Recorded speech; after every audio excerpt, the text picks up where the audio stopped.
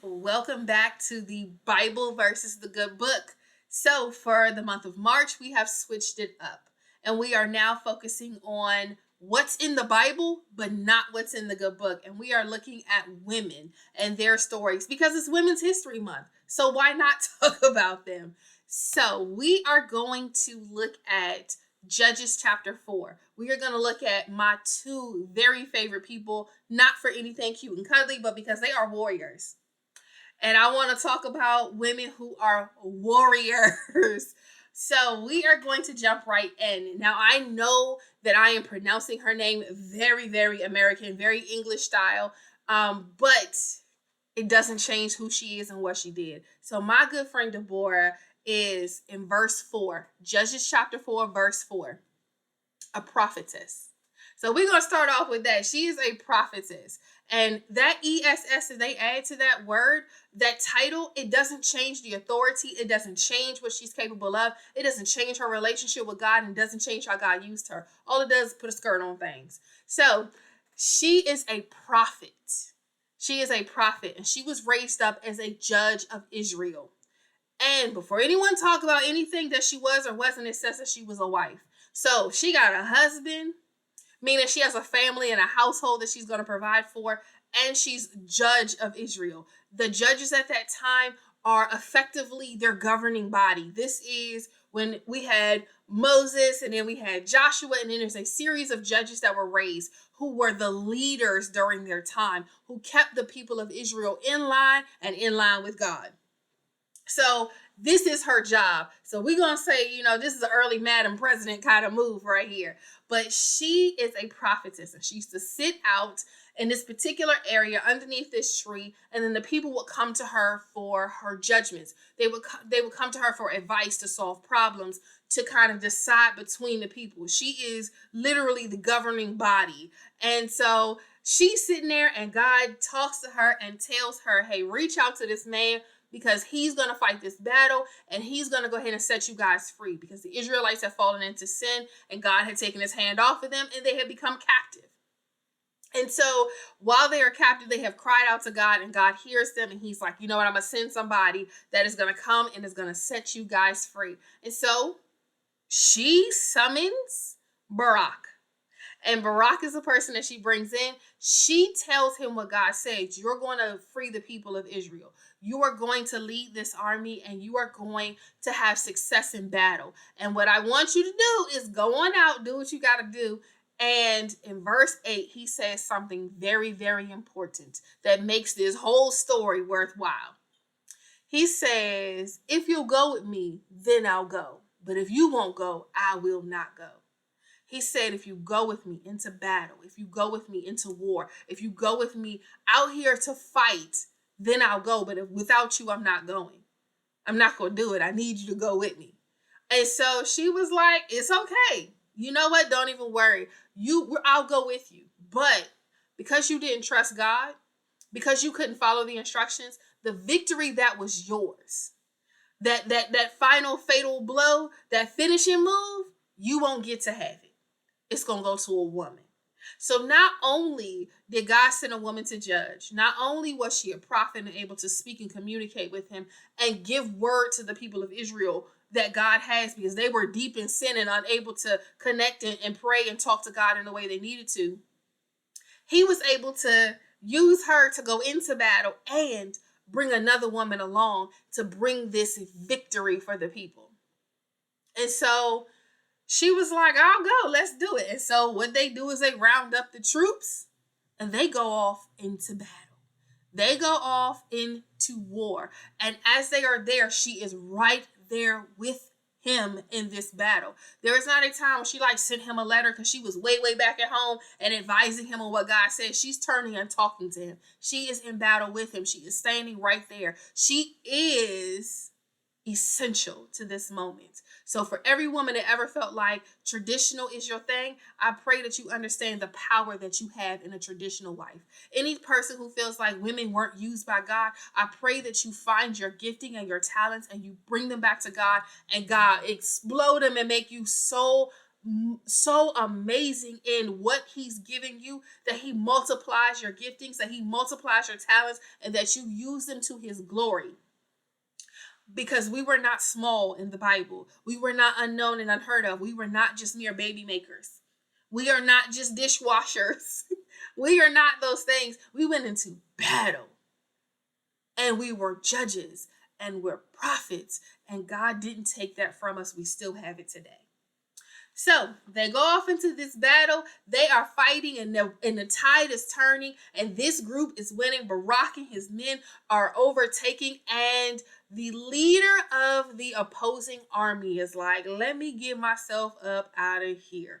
God has thrown them into a panic. God has the enemy scattered and moving all around, and they are able to just cut them down the way God said that they would. And so he runs away. And I'm going to point out how we about to meet the next woman that I think is absolutely amazing. And we're going to talk about her own personal contribution. So he runs away and he goes to where he has a friend. He has an ally. He goes and this friend is a descendant of Jethro. And we're going to talk about Jethro next week when we get into Zipporah. And we're going to talk about him. But this, how you know these people come from good stock. They come from good people. We're going to talk about how good Jethro and his daughter Zipporah is. But these are descendants. These are family from them. And this woman, Jael, is sitting in her tent. She's outside, and she lives in kind of a very far off area where there's not a lot of people around her. So the leader of the opposing army runs to her tent and hides. He is familiar with her husband. He is familiar with where this house is. He knew that this was kind of a safe place for him. And he runs thinking that because they are Israelite, they are friends of the Israelites. They understand who they are. They are definitely a neutral place.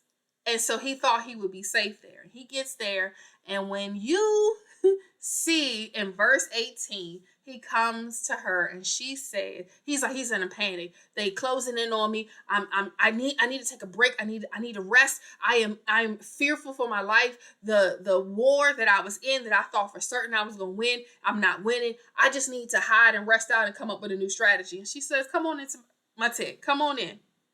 And when he gets inside, she says, lay down and hide under this rug. Just lay on the floor, hide under this rug, and it's going to be okay. He's like, well, can I get something to drink? And my good friend Jael moms him. And what I mean by that is he asks for water, and she gives him a cup of milk. Give him a little bit of milk.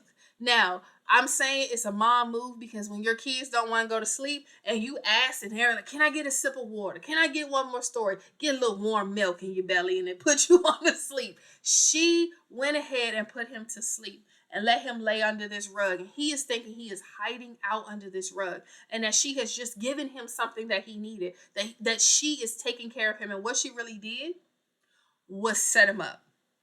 And so he falls asleep under this rug. That milk get in his belly, and he's already nervous and frantic and afraid and scared. His anxiety is high, and all the type of things are going on. And he is laying under this rug in the dark, hiding, and he falls asleep.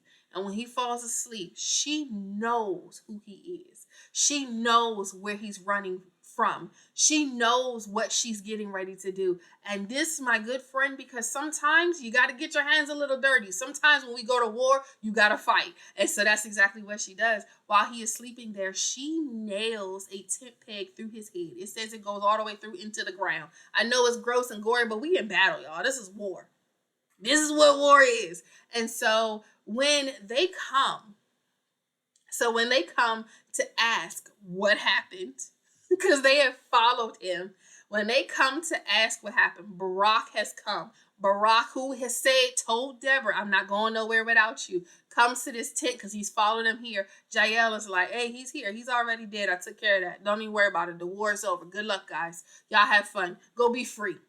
Like, she just goes and she just handles it and tells him, hey, this is where you find him. Go ahead, do what you got to do. And everyone talks about the song that follows in Judges chapter 5, where there's praise to God for the victory.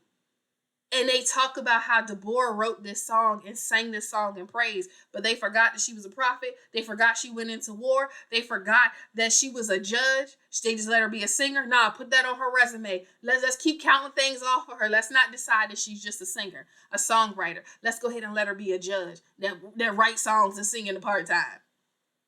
But this is how this kingdom failed. This kingdom failed because of the influence of two women. God used two women to go ahead and right this wrong, set the Israelites free. And Deborah, she continued to rule and judge Israel. She continued to be a boss until she dies. She keeps the people in line and brings them back to God and keeps them in place. And it is until a point where the people who knew her died off before the Israelites went crazy. It wasn't even after she died. They was like, whew, I'm glad we don't have these rules anymore. No, they remembered her. And it was until the memory of her, the people who knew her and knew what she stood for, have died off before things went crazy. So if you ever feel powerless, you ever feel like God can't use you, you ever feel like you are not enough, what I want you to know and understand is if God used them, if God used a woman sitting in her house, minding her business to end a war, to take down an entire leader of an imposing army with a nap and some milk, a little tent peg, a tent peg. If you ever went camping, you seen the little spikes that go into the ground and hold the tent down. That's all she had. It don't take a lot. But if God could do that with them, imagine what he could do with you. Now, don't be out here trying to, take nobody out. God ain't asked us to do that. But he can use you to be a prophet.